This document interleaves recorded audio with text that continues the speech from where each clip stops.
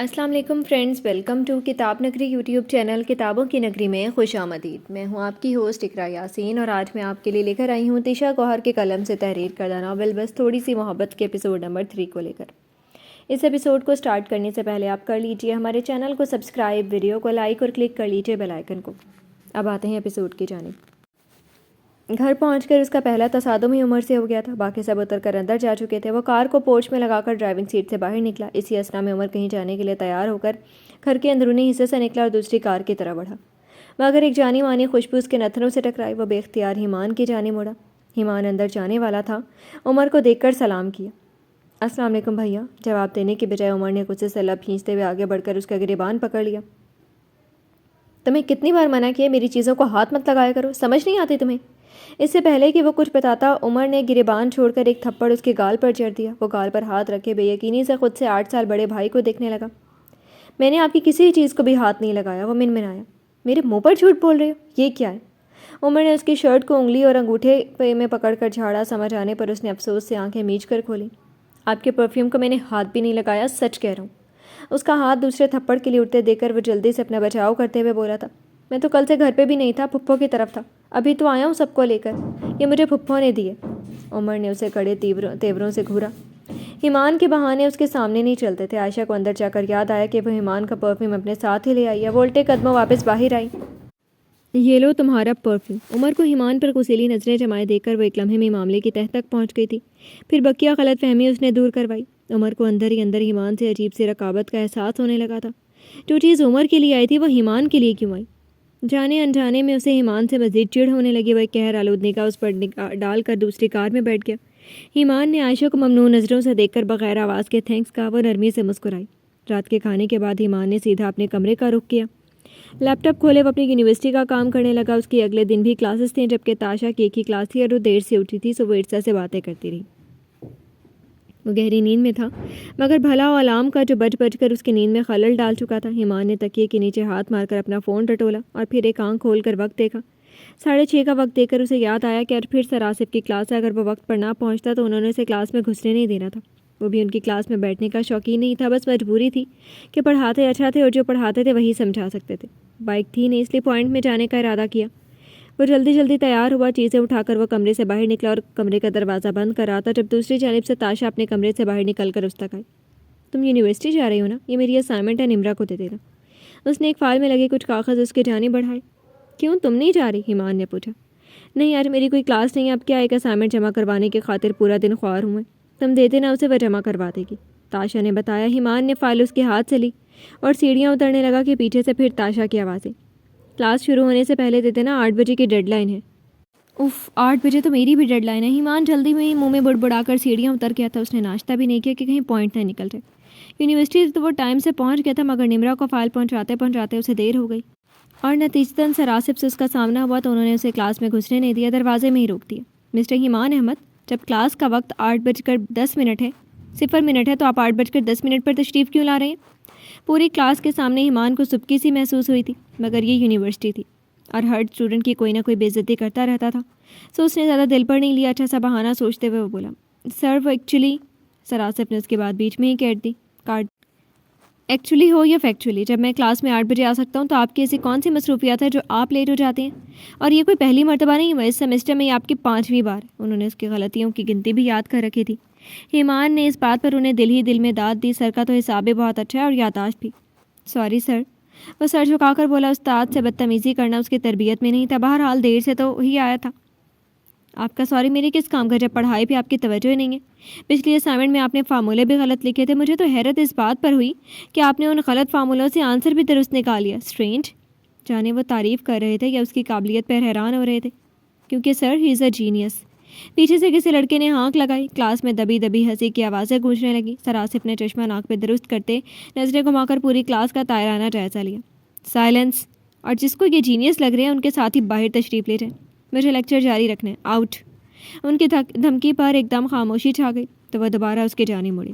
یہ آپ کی لاسٹ وارننگ ہے، اگلی بار اگر آپ لیٹ ہوئے تو میں آپ کا نام اپنے کورس سے نکال دوں گا، آپ کو فائنلز میں بیٹھنے کی پرمیشن بھی نہیں ہوگی۔ سوری سر، آئندہ وقت پر پہنچنے کی پوری کوشش کروں گا۔ سراسف اس کے ساتھ بلا وجہ سختی برت رہے تھے، حالانکہ لڑکے لیٹ ہو ہی جاتے تھے، مگر ایمان کے ساتھ ان کے رویے کو وہ سمجھ نہیں پا رہا تھا۔ وہ منہ لٹکا کر باہر آ گیا۔ دل ہی دل میں اسے تاشا پر غصہ آنے لگا تھا، خود وہ آئی نہیں تھی اور اسے اپنا کام پکڑا دیا تھا۔ وہ کیفے میں جانے لگا تو پیچھے سے سائم نے آ کر اس کی گردن میں بازو ڈالا تھا۔ وہ پہلے سے ہی لیٹ ہو گئے تھے، اس لیے کلاس میں گیا ہی نہیں، کیونکہ ایمان کا دوست ہونے کے ناطے سراسف نے اسے بھی گھسنے نہیں دینا تھا۔ دونوں چلتے چلتے ایک کونے میں جا کر بیٹھ گئے۔ تو کیوں منہ لٹکا کر بیٹھے؟ سراسف بھٹی نے پھر نکال دیا کیا؟ سائم نے جیب سے سگریٹ کی ڈبی نکالی اور اس میں ایک سگریٹ نکال کر ہونٹوں سے لگا لی۔ ہاں یار، اس تاشا کی بچی کی وجہ سے۔ وہ بات ادھوری چھوڑ کر سر تھام کر بیٹھ گیا۔ کچھ نہیں ہوتا، یہ لے، یہ پی اور بھول جا۔ سائم نے ہنستے ہنستے اسے دوسرا سگریٹ تھمایا تو اس نے پہلے آنکھیں چھوٹی کر کے مشکوک نظروں سے سائم کو دیکھا، پھر ایک دم اس کے ہونٹوں پر مسکراہٹ نمودار ہوئی۔ اس نے سائم کے ہاتھ سے سگریٹ لے کر ہونٹوں میں دبائی۔ سائم نے لائٹر نکال کر پہلے خود سگریٹ جلائی، پھر اس کی طرف بڑھا دیا۔ اس نے سگریٹ جلا کر لائٹر واپس سائم کو دیا، پھر ایک لمبا کش کھینچ کر دھواں چھوڑا اور سائم کی جانب دیکھا۔ تو مروائے گا مجھے؟ ایمان بولا تو سائم نے دوسرا کش کھینچ کر دھواں چھوڑتے ہوئے اٹھمبے سے اسے دیکھا۔ کیوں؟ بھیا کو پتہ چل گیا نا کہ میں یہ کام بھی کرتا ہوں، میری واٹ لگا دیں گے۔ ایمان نے مزید کش لیتے ہوئے کہا، کچھ نہیں ہوتا، وہ کون سا تجھے دیکھ رہے ہیں، اور ویسے بھی اس کا گناہ سراسف کے سر پہ جائے گا۔ انہوں نے کلاس سے نکالا تو ہم یہاں بیٹھے ہیں، ورنہ کلاس لے رہے ہوتے، یہ نہ کر رہے ہوتے۔ سائم نے سگریٹ کی طرف اشارہ کیا تو ایمان نے سنجیدگی سے سائم کی طرف دیکھا، پھر دونوں ہنسنے لگے۔ گھر آ کر اس کا تاشا سے سامنا ہوا تو پھر سے سراسف کی بے عزتی یاد آ گئی تھی۔ اس سے کچھ بھی کہنا فضول تھا، اس لیے ایمان اسے بدلہ لینے کا فول پروف طریقہ سوچنے لگا۔ اتفاق سے اسے موقع بھی فوراً مل گیا۔ تاشا کی دوست ملائکہ کے گھر سہیلیوں کی گیٹ ٹوگیدر تھی۔ تاشا نے ارسا کو بھی ساتھ چلنے کی آفر کی۔ ارسا کو کچھ چیزیں لینے بازار جانا تھا، دونوں نے ایک دوسرے کے ساتھ جانے کی حامی بھر لی۔ پہلے تاشا نے ارسا کے ساتھ بازار جانے کا پلان بنایا، کیونکہ گیٹ ٹوگیدر شام کے بعد ہی تھی۔ ایمان، ارسا نے بازار جانے، ہمیں بازار لے جاؤ، وہ اس کے کمرے میں اس کے سر پر کھڑی کہہ رہی تھی۔ گھر پر بیٹھو آرام سے، کبھی یہاں جانا ہے تو کبھی وہاں جانا ہے۔ ایمان نے نقل اتاری۔ مشورہ نہیں مانگا ہے تم سے، وہ چڑھ کر بولی۔ میں ڈرائیور نہیں ہوں تم لوگوں کا۔ اسے بھی غصہ آیا تھا، صبح والی بات کا بدلہ بھی تو لینا تھا۔ تم چل رہی ہو یا نہیں؟ اس نے دھمکی بھرا انداز اپنایا۔ نہیں، ایمان نے حتمی انداز میں جواب دیا۔ ایمان، وہ چلائی، چیخو مت۔ ایمان نے گھورتے ہوئے اس سے کہا۔ ارسا بھی اس کے کمرے میں آ گئی اور تاشا سے کچھ فاصلے پر کھڑی ہو گئی۔ کیا ہوا، لڑ کیوں رہے ہو تم دونوں؟ وہ ان کے چہرے کے تاثرات دیکھتے ہوئے پوچھ رہی تھی۔ یہ جا نہیں رہا ہمارے ساتھ۔ تاشا نے دانت پیستے ہوئے ایک تکیہ کھینچ کر ایمان کو مارا۔ ایمان نے فقط گھورنے پر اکتفا کیا تھا۔ کیوں؟ ارسا نے معصومیت سے پوچھا۔ ماموں گھر پر نہیں ہے اس لیے پھیل رہا ہے۔ تاشا دانت پیسنے لگی۔ جلال کو لے جاؤ ساتھ، ایمان نے مشورہ دیا۔ اسے ڈرائیونگ آتی تو ہم تم سے کی منت کیوں کرتے؟ ارسا نے معصوم انداز میں شکوہ کرتے ہوئے آنکھیں چپکائیں۔ اس نے آج معصومیت کے سارے ریکارڈ توڑنے کی قسم کھائی ہوئی تھی۔ ایمان نے بے اختیار ماتھے پر ہاتھ مارا۔ کوئی ڈھنگ کا کام آتا بھی ہے اسے؟ ارسا نے ایمان کو ایسے دیکھا جیسے یہ بات پسند نہ آئی، اور ظاہر ہے جلال اس کا بھائی تھا۔ اچھا چلو آ رہا ہوں۔ وہ انہیں بازار لے آیا تھا۔ انہیں جاتا دیکھ کر جلال بھی ساتھ آ گیا تھا۔ سارے راستے وہ ایمان سے عجیب و غریب باتیں کر کے اسے پریشان کرتا رہا تھا۔ بیچ بیچ میں چور نظر تاشا پہ بھی ڈالتا رہا۔ ایمان کا دھیان اس جانب نہیں تھا، اس لیے وہ اس کی یہ حرکت نوٹ نہیں کر سکا۔ ساری چیزیں لے کر جب وہ آخری دکان سے نکلے تو تاشا دکان کے کاؤنٹر پر اپنا فون بھول گئی۔ ایمان کی نظر پڑی تو ہونٹ خود بخود مسکرا اٹھے۔ اس نے فون اٹھا کر سائلنٹ کر دیا اور اپنی جیب میں ڈال لیا۔ راستے میں ارسا سے باتیں کرتے ہوئے شاپنگ کی خوشی میں تاشا کو یاد بھی نہیں آیا۔ گھر پہنچ کر جب وہ سارا سامان نکال کر کمروں میں لے گئیں تو ایمان گاڑی پارک کرنے کے بہانے سب سے آخر میں اترا۔ فون کو لان میں پودوں کے درمیان چھپا کر وہ چہرے پر نارمل تاثرات ہٹا کر واپس اپنے کمرے میں آ گیا۔ 10 منٹ بعد تاشا کو ملائکہ کو کال کرنے کا خیال آیا تو اس نے اپنا فون تلاش کرنا شروع کیا۔ بہت ڈھونڈنے کے بعد بھی جب اس کا فون نہیں ملا تو وہ پریشان ہو گئی۔ ارسا سے فون لے کر اپنا نمبر ڈائل کیا تو بیل جانے لگی مگر آواز نہیں آئی۔ بارہا کال کرنے کے بعد بھی یہی حال رہا تو وہ روحان سی ہو گئی۔ جانے کس خیال کے تحت وہ ایمان کے پاس گئی۔ تم نے میرا فون دیکھا؟ ایمان کو اس کی رونی صورت دیکھ کر بہت زور کی ہنسی آ رہی تھی، مگر سنجیدہ صورت بنا کر نفی میں سر ہلایا۔ کیوں، کیا ہوا، گم ہو گیا کیا؟ اس کے پوچھنے پر تاشا نے منہ بسور کر اس بات میں سر ہلایا۔ پتہ نہیں کہاں رکھ دیا میں نے، مل ہی نہیں رہا۔ بازار میں تو نہیں بھول آئی؟ ایمان نے اس کی پریشانی میں اضافہ کرنے کے لیے ایسا کہا تھا۔ ہو سکتا ہے، وہ فوراً بولی۔ پھر تو بھول جاؤ، کسی نے اٹھا لیا ہوگا۔ تاشا نے پریشان ہو کر اسے دیکھا۔ کوئی بات نہیں، نیا لے لینا، وہ ریلیکس انداز میں بول کر نیم دراز ہو گئی۔ نہیں، کسی نے نہیں اٹھایا، میں نے کالز کی ہیں، بیل جا رہی ہیں پر کوئی ریسیو نہیں کرا۔ کیا کروں؟ وہ پریشانی کے عالم میں کہہ رہی تھی۔ ایمان نے کندھے اچکائے۔ ملائکہ کے گھر بھی جانا ہے، دیر ہو رہی ہے۔ وہ بے چینی میں ٹہلنے لگی۔ تم تیار ہو جاؤ، اللہ نے چاہا تو مل جائے گا تمہارا فون، یہیں کہیں ہوگا۔ ٹینشن نہ لو، زیادہ سے زیادہ کیا ہوگا، گم ہو جائے گا، بس نیا لے لینا۔ وہ جان بوجھ کر اسے تنگ کر رہی تھی۔ گم نہیں ہونا چاہیے، اس میں میری بہت یادگار تصاویر ہیں۔ یا اللہ، میں کیا کروں؟ وہ رونے کی آخری حد پر تھی۔ کچھ نہیں ہوتا، تم پارٹی میں جاؤ، آ کر حل نکالیں گے۔ تم جاؤ، شاباش۔ ایمان نے اسے جھوٹ موٹ کی تسلی دی. تبھی لینڈ لائن کی گھنٹی بجی اور پھر عائشہ کی آواز آئی. تاشا تمہاری دوست کا فون ہے. تاشا فوراً بھاگتے ہوئے گئی اور ریسیور تھاما. دوسری جانب ملائکہ تھی. تمہارے فون پر کب سے ٹرائی کر رہی ہوں, فون ہی نہیں اٹھا رہی ہو. یار ملائکہ میرا فون گم ہو گیا. تاشا نے اسے بھی اپنے فون گمنے کی کہانی سنائی. ملائکہ اسے تسلیاں دیتی رہی. 1 گھنٹے بعد وہ ررسا ایمان کے ساتھ گاڑی میں ملائکہ کے گھر پہنچی. جلال پھر ان کے ساتھ ہو لیا. ملائکہ دروازہ کھولنے آئی تو جلال کی نظر اس پر بھی پڑی. یار یہ تاشا کے سہری تو بالکل ملائی کی طرح ہے. نام بھی کتنا پیارا ہے, ملائکہ. ملائکہ کی دودھیا رنگت دیکھ کر وہ بولا تھا. تاشا اور ررسا کی باتوں سے اسے پتہ چلا تھا کہ وہ دونوں کہاں جا رہی ہیں. ایمان کو اس کی بات سن کر مزید غصہ آیا تھا. جلال انسان بن جاؤ. اس دن بھی تمہیں سمجھایا تھا میں نے کہ اس قسم کی فضول حرکتوں سے باز آ جاؤ. فضول کیا ہے اس میں؟ خوبصورت چیزیں سب کو ہی متوجہ کرتی ہیں اور لڑکیاں خود بھی اسی لیے سچتی ہیں کہ ہم لڑکے انہیں دیکھ کر ان کی تعریف کریں. جلال نے اپنا نقطۂ نظر بتایا. پہلی بات یہ کہ چیزوں اور لڑکیوں میں فرق ہوتا ہے, اور دوسری بات یہ کہ ہر لڑکی ایک جیسی نہیں ہوتی. اگر تمہاری بات کی روشنی میں دیکھا جائے تو وہ تمہارے سامنے نہیں آئی تھی کہ تم سے تعریف سننے کے لیے تیار ہوئی ہو. اس نے گھر میں پارٹی رکھی ہے, ساری لڑکیاں ہی ہوں گی وہاں. اور تیسری بات یہ کہ اگر کوئی لڑکی تمہیں دکھانے کے لیے تیار ہوئی بھی ہے تو تم اپنی نظروں کی حفاظت خود کرو گے. تم اپنے عمل کی ذمہ دار ہو. یہ بات تمہارے گناہ کو جسٹیفائی نہیں کرے گی کہ یہ لڑکی خود تمہارے سامنے آئی تو تم نے دیکھا. تم نظریں جھکا لو, دیکھنا فرض نہیں ہے تم پر. ایمان نے اسے سمجھانے کی کوشش کی تھی مگر وہ کیوں پیچھے ہٹتا. فوراً اعتراض اٹھایا تھا. تمہارے ساتھ بھی تو لڑکیاں پڑھتی ہیں, تم ان کو نہیں دیکھتے کیا؟ ایمان نے اس کی بات سن کر دل ہی دل میں افسوس کیا. لڑکیاں پڑھتی ہیں لیکن میں ان سے دوستیاں نہیں لگاتا, نہ انہیں غلط نظروں سے دیکھتا ہوں. اچھا تو یعنی تمہارا مطلب ہے کہ تمہاری نظریں صاف ہیں, میری نظریں خراب ہیں؟ اس کی بات پر ایمان کا دل کیا اسے چلتی گاڑی سے دھکا دیتی. میں تمہیں کیا سمجھا رہا ہوں اور تم کیا سمجھ رہے ہو؟ پر تم انجینئرنگ رہے اور فتوے مولویوں والے لگا رہے ہو. جلال نے پھر طنز کیا. کیا جو مولوی ہے صرف اسی پر پارسائی اور شرافت فرض ہے, دوسرے لوگوں کو منع ہے؟ ایمان نے غصیلی آواز میں کہا تو جلال نے منہ دوسری جانب موڑ لیا. گویا کہہ رہا ہو کہ بات مت کرو. ایمان نے بھی خاموشی اختیار کی کیونکہ وہ سمجھ گیا تھا جلال کو سمجھانا بھینس کے آگے بین بجانے جیسا ہے. جب ماں باپ نے کھلی آزادی دی ہے اور کوئی چیک اینڈ بیلنس بھی نہ رکھا ہو تو بچوں کے یہی رنگ ڈھنگ ہوں گے. پارٹی وہ ٹھیک سے انجوائے بھی نہیں کر سکی تھی. بار بار یہی خیال آ رہا تھا کہ جانے کہاں ہوگا اس کا فون. کیا کچھ نہیں تھا اس میں. اس کی کتنی یادگار تصویریں تھیں جو اس نے ابھی لیپ ٹاپ میں بھی سیو نہیں کی تھی. اندر کہیں یہ ڈر بھی تھا کہ کسی انجان یا برے آدمی کے ہاتھ لگ گیا تو. اس کی نیو اسائنمنٹس اور پروجیکٹ کے ڈاکومنٹس بھی اس میں تھے. اگر فون نہ ملتا تو اسے ساری اسائنمنٹ دوبارہ سے بنانی پڑتی اور وقت بہت کم تھا. اس کے نمبر بھی چلے جاتے اور رزلٹ پہ بھی برا اثر پڑتا. ایمان کو موقع مل جاتا اسے نیچے دکھانے کا. ہر بار اس کے کسی نہ کسی سبجیکٹ میں نمبرز کم آتے تھے اور ماموں اور عمر سے ڈانٹ جو پڑتی تھی وہ الگ. تاشا بھی اسے چڑھانے سے باز نہیں رہتی تھی. اب اگر اس کے ساتھ ایسا ہوا تو وہ اسے باتیں سنانے میں کیوں پیچھے رہے گا. یہ باتیں سوچتے سوچتے وہ یاد کرنے لگی کہ آخری بار اس نے اپنا فون کہاں دیکھا تھا. ساری کڑیاں ملاتے ملاتے اسے اتنا یاد آیا تھا کہ آخری بار اس نے ملائکہ کو میسج کیا تھا کہ بازار میں ہوں, گھر جا کر بات کروں گی. اس نے ملائکہ سے اس کا فون مانگا اور ان باکس میں اپنے میسج کا وقت نوٹ کیا. اس وقت وہ آخری دکان میں تھی. میسج کرتے ہی عرصہ نے اسے کسی چیز کی جانب متوجہ کیا تو اس نے فون کاؤنٹر پہ رکھا. اس کے بعد اسے یاد نہیں آیا تھا کہ فون اس نے اٹھا لیا تھا یا نہیں, کیونکہ گھر آ کر ڈھونڈا تو گھر پر نہیں ملا تھا. اس نے ایک بار پھر ملائکہ کے نمبر سے اپنا نمبر ڈال کیا. بیل جا رہی تھی مگر کوئی ریسیو نہیں کر رہا تھا. اس کے ذہن میں دھماکہ سا ہوا. ایمان کے الفاظ اور اس کا انداز یاد آنے لگا. وہ بالکل بھی پریشان نہیں لگ رہا تھا, ورنہ دشمنی اپنی جگہ. کسی لڑکی کا فون گمنے پر وہ ریلیکس نہیں بیٹھا رہ سکتا تھا. کہیں یہ اس کی شرارت تو نہیں ہے. اس کا ذہن زور و شور سے اس سوال کے جواب میں ہاں کہہ رہا تھا. جو بھی تھا وہ گھر جا کر ہی ایمان سے نمٹ سکتی تھی. تاشا نے گھبراہٹ پر قابو پانے کی پوری کوشش کی اور گھر جانے کا انتظار کرنے لگی. واپسی کے لیے ایمان ہی انہیں لینے آیا تھا مگر جلال کو ساتھ نہیں لایا. بیک ویو مرر میں دیکھتے ہوئے ایمان کو احساس ہوا کہ آج وہ عرصہ کی پیار بھری نظروں کے حصار میں نہیں بلکہ تاشا کے خون خوار نظروں کے حصار میں ہے. پورچ میں گاڑی سے اتر کر تاشا نے ایمان کو بہت جانچتی اور مشکوک نظروں سے دیکھا تھا. ایمان کا دل ایک دم زور سے دھڑکا. کہیں اسے شک تو نہیں ہو گیا مجھ پر, مگر وہ نظر انداز کر کے اندر چلا گیا. کچھ دیر بعد اس کے کمرے کا دروازہ بجا. دستک پر وہ بستر سے اٹھا تھا اور دروازہ کھولا تو وہ سیدھا اندر کو گھس آئی. اس کا انداز بہت جارحانہ تھا. اس نے ایمان کے سامنے اپنی ہتھیلی پھیلائی. لاؤ دو. کیا دوں؟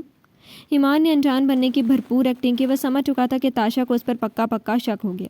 میرا فون دو, تاشا نے پورے اعتماد سے کہا. میرے پاس کہاں سے آیا تمہارا فون؟ اس کے معصومیت بھرے انداز پر تاشا کا خون کھول اٹھا. شرافت سے دے دو ورنہ میں عمر بھائی کو شکایت لگاؤں گی.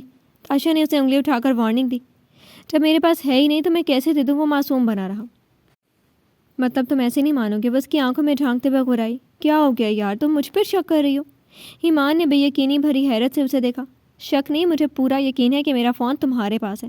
کیا ثبوت ہے تمہارے پاس؟ اس نے چیلنجنگ انداز میں ابرو اٹھائی. ایمان, میرا فون دے دو شرافت سے.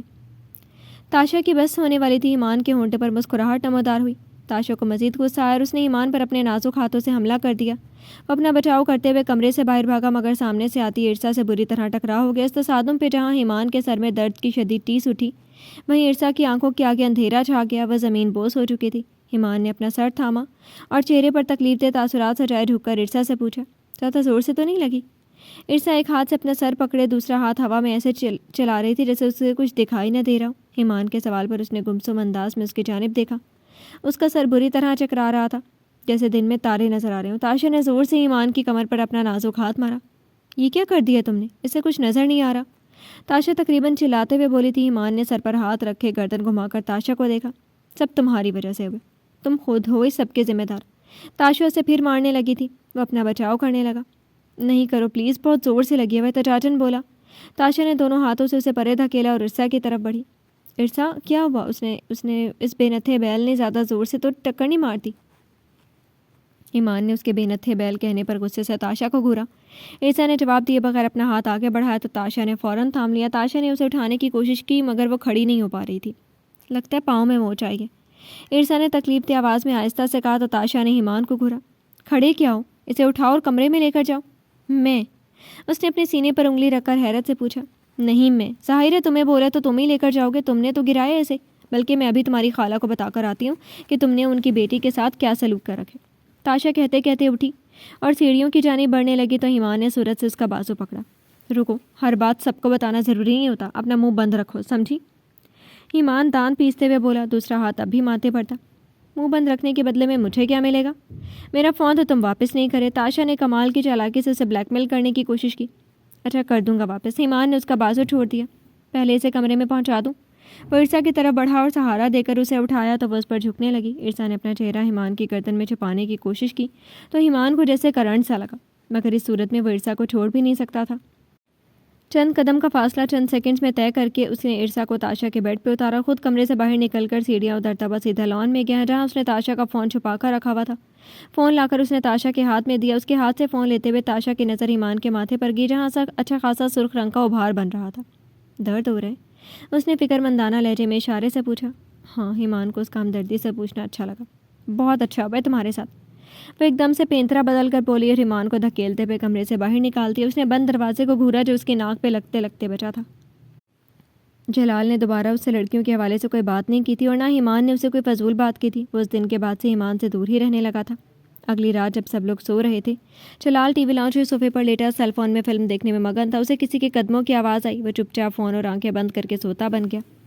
تاشا کو پانی کی طلب ہوئی تو اس نے بیڈ کے سائڈ سے خالی جگ اٹھا کر دیکھا۔ وہ ہمیشہ بھر کے رکھتی تھی مگر ارسا کی موجودگی میں جگ جلدی خالی ہو گیا تھا۔ وہ پانی لینے نیچے اتری اور کچن میں گئی۔ لائٹ آن کی تو کافی جگہ روشن ہو گئی تھی۔ اسے بالکل بھی معلوم نہیں تھا کہ جلال لاؤنج میں موجود ہوگا۔